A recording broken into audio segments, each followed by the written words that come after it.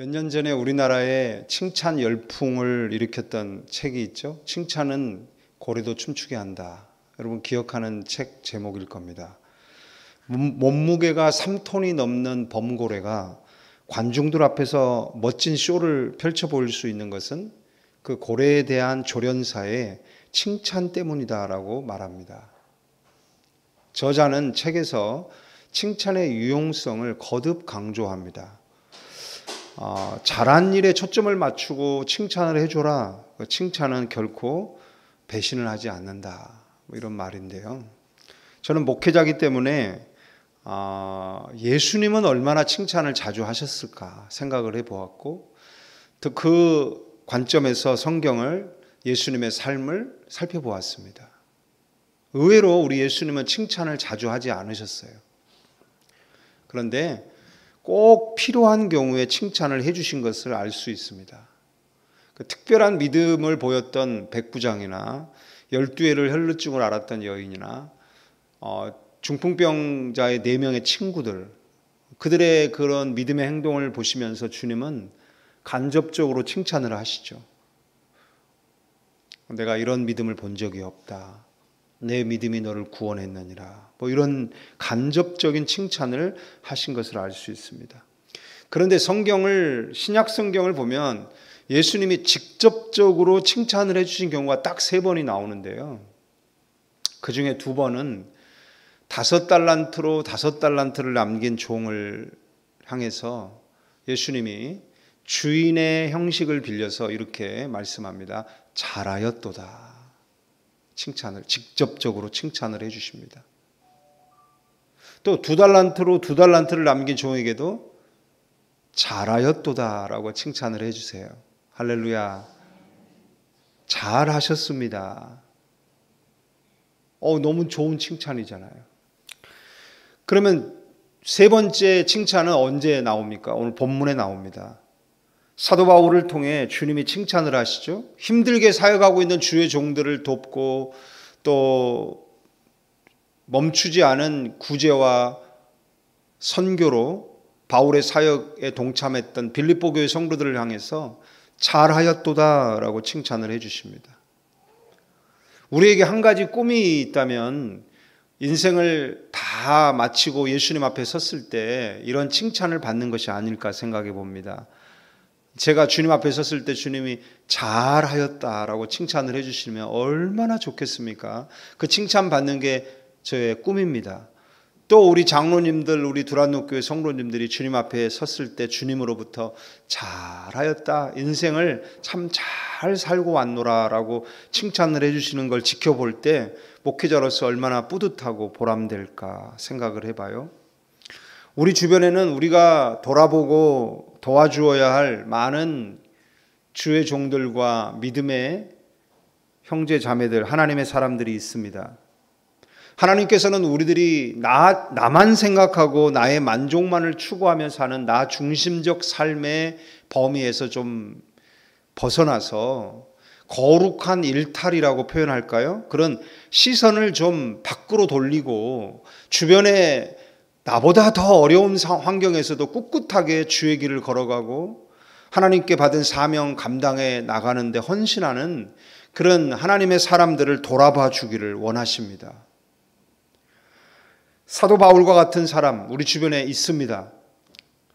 어떤 형편에든지 자족하는 일체의 비결을 배운 마음을 가지고 힘든 거 내색 안 하고 궁핍한 거 내색 안 하고 정말 주님이 함께 하심을 영적으로 기쁘게 여기면서 그런 어려운 환경 속에서 꿋꿋이 사명의 길을 걸어가는 사람들 우리 주변에 있어요. 자족의 은혜를 누린다고 해서 먹지 않아도 살고 입지 않아도 겨울의 추위를 이겨내며 살 수 있는 건 아닙니다. 자족의 은혜라는 것은 입는 것, 먹는 것 때문에 슬픔과 비관에 빠지지 않고 신앙적인 흔들림, 회의를 경험하지 않으면서 변함없이 하나님을 기뻐하고 주님을 신뢰하며 살아가는 영적인 것을 말하는 거지, 자족한다고 해서 음식을 먹지 않아도 살고 옷을 입지 않아도 사는 것을 말하는 건 아닙니다. 그래서 최소한의 음식과 최소한의 옷과 주거 환경은 필요한 거죠. 바울은 이것을 위해 하나님께 기도했습니다. 그리고 기다렸죠. 하나님이 공급해 주시기를. 이것이 바울이 말하는 괴로움입니다. 14절에 바울은 나의 괴로움에라는 표현을 하잖아요. 바울은 예수님을 만난 이후에 평생을 남을 돕는 선한 사마리아인의 삶을 살았지만 바울 또한 선한 사마리아인의 도움을 받으며 살아야 했던 것이죠. 이것이 바로 인생입니다. 인생은 일방적으로 주기만 하고 일방적으로 나누기만 하며 사는 그런 삶이 아닙니다. 오늘은 내가 나누고 베풀지만 내일은 내가 도움을 받아야 할 수도 있다라는 거예요. 지금 바울은 감옥 안에 갇혀 있습니다. 우리와 똑같은 육체를 가진 사람이기 때문에 그도 외로웠고 추웠고 배고팠습니다. 그때 바울의 마음을 따뜻하게 난로와 같이 데펴주고 바울의 마음에 위로가 되고 소망이 된 사람들, 그리고 실제적인 먹을 음식과 입을 옷을 제공해 준 사람들, 바울이 감옥 속에서도 전도하며 복음의 일을 감당하기에 필요한 모든 공급을 감당해 준 그 사람들, 그들이 바로 빌립보 교회 성도들이었죠. 물질적으로 후원한 것으로 그치지 않고 신실한 하나님의 종 에바브로디도를 보내서 바울을 옆에서 수종 들고 바울의 사역을 돕기까지 해줍니다. 15절을 읽어봅니다. 빌립보 사람들아 너희도 알거니와 복음의 시초에 내가 마게도냐를 떠날 때 주고받는 내 일에 참여한 교회가 너희 외에 아무도 없었느니라. 빌립보 교회 외에는 바울을 이렇게 도와준 교회가 없었다라고 말하죠. 자, 16절 읽어봅니다. 데살로니가 있을 때에도 너희가 한 번뿐 아니라 두 번이나 나의 쓸 것을 보내었도다. 바울이 필요를 느낄 때마다 이 빌립보 교회 성도들은 그 필요에 대해 공급을 해주는 공급자 역할을 했습니다. 18절을 읽어봅니다. 내게는 모든 것이 있고 또 풍부한지라 에바브로디도 편에 너희가 준 것을 받음으로 내가 풍족하니 이는 받으실 만한 향기로운 제물이요 하나님을 기쁘시게 한 것이라. 바울이 하나님의 사역을 계속할 수 있을 만큼 부족함이 없는 풍족한 공급을 해주었다라는 거예요. 바울은 이렇게 자신에게 선한 사마리아인이 되어준 빌립보 교회 성도들이 얼마나 고맙게 여겨졌던지 진심을 다해서 정말 가슴 벅차오르는 감격스러움으로 빌립보 교회 성도들을 향하여 축복을 합니다. 그게 바로 우리가 잘 아는 너무나 좋아하는 구절 아닙니까? 19절 나의 하나님이라고 말하죠. 축복이 여기서부터 시작이 되는 거예요. 나의 하나님. 그러니까 바울이 지금 궁핍하고 외롭고 추운 상황에 있는데 그 바울을 향해 사랑을 베풀어준 빌립보 교인들, 그들을 통해 하나님이 나에게 은혜를 주셨다는 걸 알고 그 속에서 나의 하나님이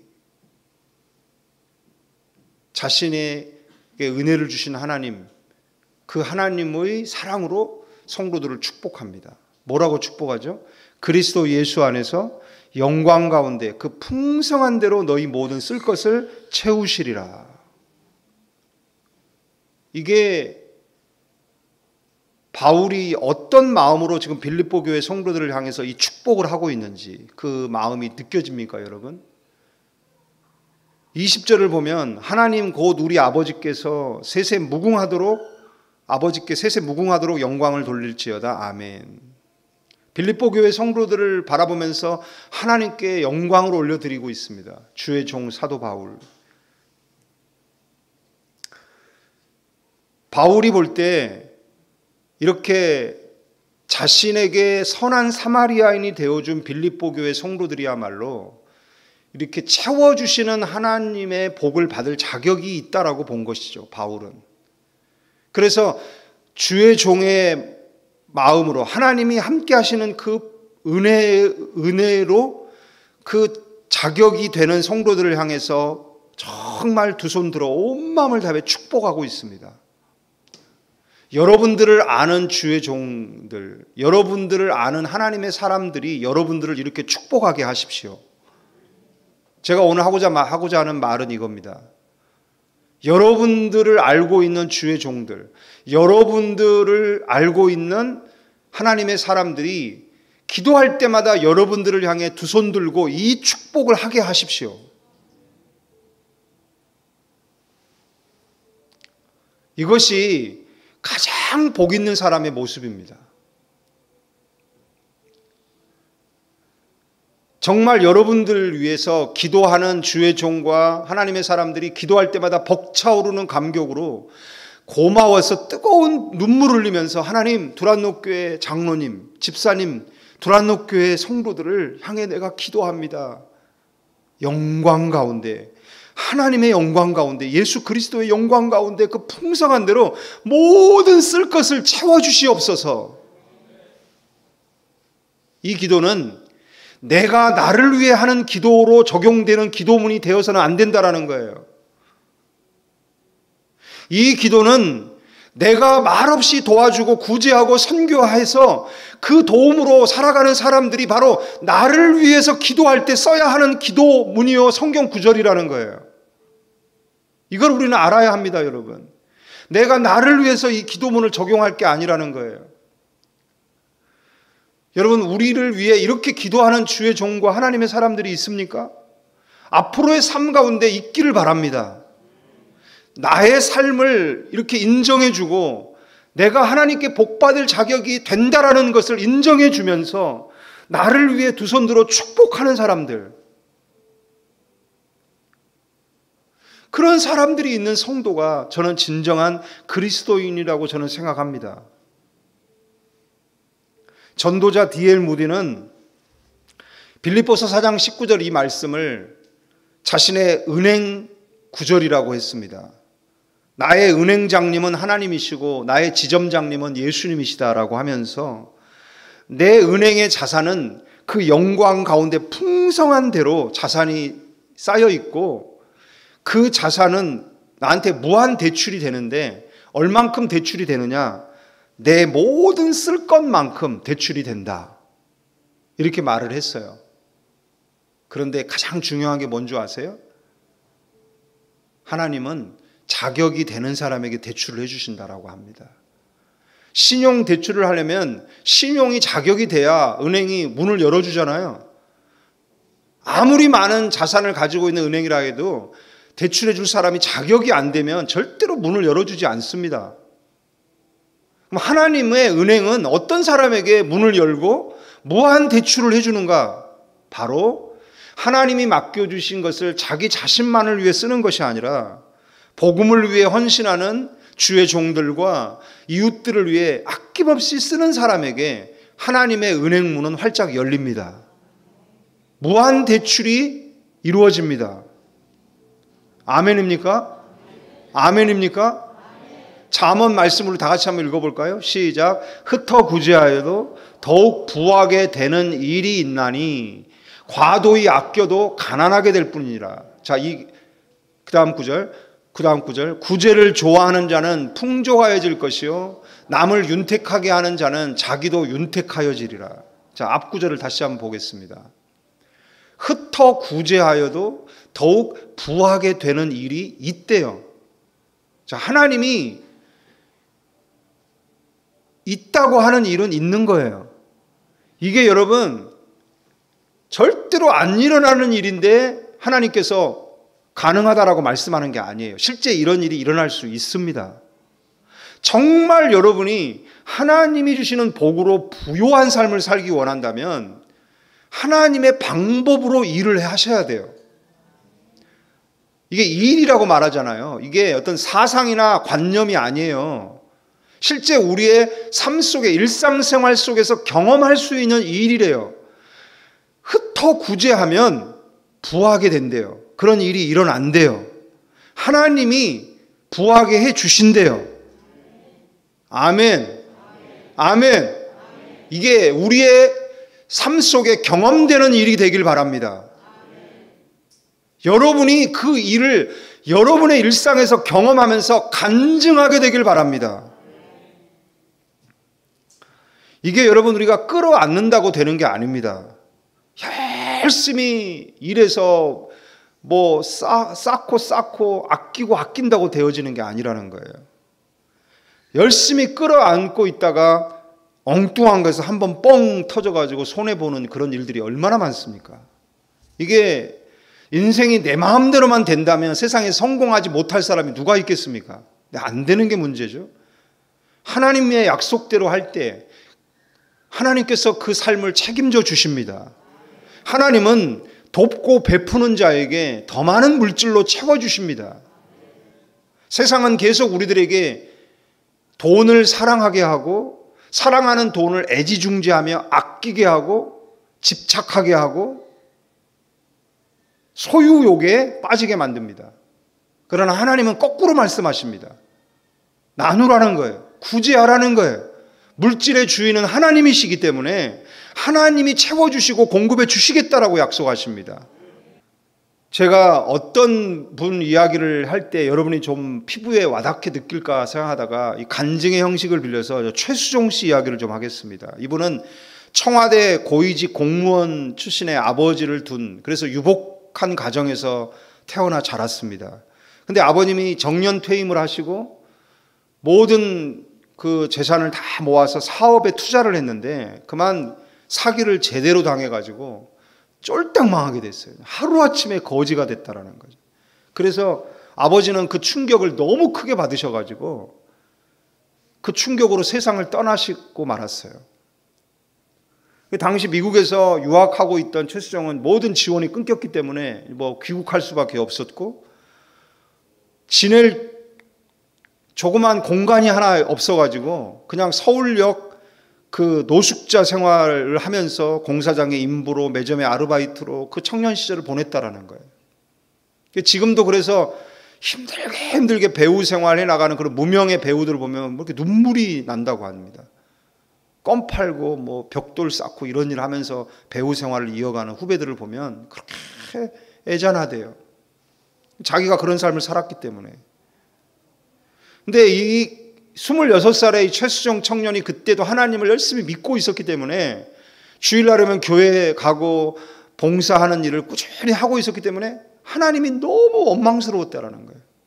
왜 나를 이렇게 힘들게 만드시나? 왜 우리 아버지를 이렇게 일찍 데려가셨나? 하나님의 뜻이 도저히 읽혀지지가 않아서 그냥 하나님께 너무 원망이 됐어요. 공원 벤치에 누워서 잠을 자고 그렇게 생활하면서 하늘을 볼 때마다 눈을 꼭 감았다라는 거예요. 하나님 생각하기 싫어가지고. 하나님이 너무 원망스러워서. 그런데 어느 날 이 최수정의 삶이 완전히 바뀌게 되는, 그러니까 새로운 것을 인식하게 되는 그 눈이 떠지는 경험을 하게 되는데요. 그게 뭐 어떤 엄청난 기적을 통해 그 새롭게 눈을 뜬 게 아니라 아주 작고 사소한 일을 통해서 그의 인생이 바뀌게 되는데요. 그날도 하루 종일 일하고 너무 고단한 몸으로 공원 벤치에 누워서 잠을 청하는데 자기보다 훨씬 가난하고 불쌍해 보이는 거리는 한 사람이 다가오더래요. 뭐 냄새도 나고 막 행색도 초라하고 몰골도 그냥 말이 아닌 분인데 그분이 와가지고 자기가 가지고 온 신문지 몇 장을 최수정에게 덮어주더랍니다. 신문지 몇 장인데 그것으로 자신을 덮어주는데 그 순간 얼마나 온 몸이 뜨거워지면서 따뜻함을 느끼면서 행복해지는 경험을 합니다. 너무나 큰 행복감을 거기서 맛봅니다. 두 가지 충격을 받았다고 합니다. 자신보다 힘들어 보이는 사람인데 그 사람 마음에 여유가 있는 거예요. 남을 도와줄 마음의 여유를 가지고 살아가는 거예요. 그래서 여기서 깨달은 거죠. 환경적인 힘듦이 사람을 망가뜨릴 수는 있지만 그 마음까지 망가뜨릴 수는 없다. 얼마든지 어려운 생활 속에서도 남을 돕고자 하는 마음만 있다면 도울 수 있다. 그 충격을 받은 거예요. 또 하나는 신문지 몇 장 이런 작은 나눔을 통해서 자기가 그걸 도움을 받았지만 이 신문지 몇 장밖에 안 되는 이 작은 도구가 이렇게 큰 행복감을 안겨줄 수 있구나. 그 충격을 받은 거예요. 그래서 그가 그때 하나님을 생각하면서 회개하면서 새로운 마음을 갖게 됐다고 하죠. 아무리 어려워도 나보다 더 어려운 이웃을 돌아보고 그들을 돕는 삶을 살아보자. 다짐을 했다고 합니다. 하나님께 11조 드리고 또 90% 중에 10%를 어려운 이웃을 위해 사용하자. 그 마음을 먹게 됐다라는 거예요. 그리고 그때부터 수입이 생기면 뭐 하루 일해서 번 수익이어도 꼭 10%는 더 어려운 사람들을 위해 쓰기 시작했다라는 거죠. 하나님께서는 그 믿음의 행동을 기뻐하시고 그리스도 예수 안에서 그의 삶 가운데 모든 필요한 것들을 채워주기 시작하십니다. 할렐루야.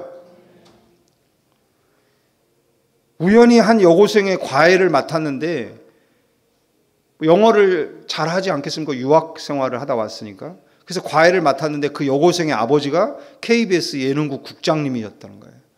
그분이 최수종을 보더니 얼굴이 너무 아깝다고 그러면서 배우를 한번 해보라고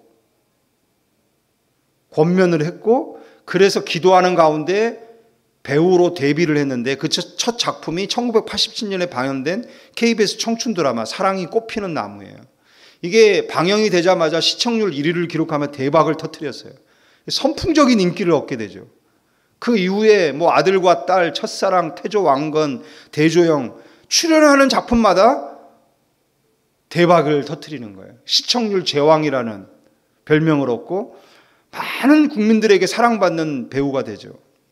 이 최수정은 지금도 자신의 삶을 그렇게 완전히 바꾸어 놓은 게 원리가 하나 있다라는 걸 아는 거예요. 그 원리가 뭐예요? 황금률이라고 부르는 원리. 바로 나눔과 구제라는 하나님이 원하시는 가장 기뻐하시는 이것을 실천하면 하나님께서 필요한 모든 것을 공급해 주신다. 지금도 남을 돕고 구제하고 선교하는 일에 일정 부분을 사용하고 있다라는 거예요. 설교를 정리합니다. 오늘 우리는 우리들에게 주어진 삶에서 나만 위하고 나만 사랑하고 내 돈만 사랑하는 나 중심적 삶을 이제는 우리는 거룩하게 좀 일탈을 해야 됩니다. 이제는 주변을 돌아봐야 합니다. 교회 안에 내가 도와줘야 할 사람은 누구일까? 내가 이 땅에서 살 시간은 점점 줄어들어가고 있는데 기회는 점점 줄어들어가고 있는데 그 기회를 놓치기 전에 내게 있는 것으로 도와주어야 할 사람은 누구일까? 또한 바울처럼 정말 가난이라는 그리고 질병이라는 감옥 안에 갇혀서 그 속에서 고군분투하며 하나님의 사역을 위해 정말 눈물을 흘리며 기도하고 있는 사도 바울과 같은 사람은 누구일까? 그분들을 찾아서 교회에 알리고 저에게도 제보해 주시고 교회 모든 성도들의 힘을 모아서 도와주는 일을 시작할 때 할렐루야! 할렐루야! 그 도움을 받은 분들이 어찌 여러분을 위해 기도하지 않으시겠습니까? 그분들의 입에서 여러분들을 향한 축복기도 빌립보 4장 19절 말씀이 그분들의 입에서 뜨거운 감격의 눈물과 함께 선포되어질 때 하나님은 그 기도에 응답하셔서 여러분들을 축복하실 겁니다. 채워주시고 공급하시고 하나님의 일을 넉넉하게 계속해 나갈 수 있는 모든 것을 공급해 주실 것입니다.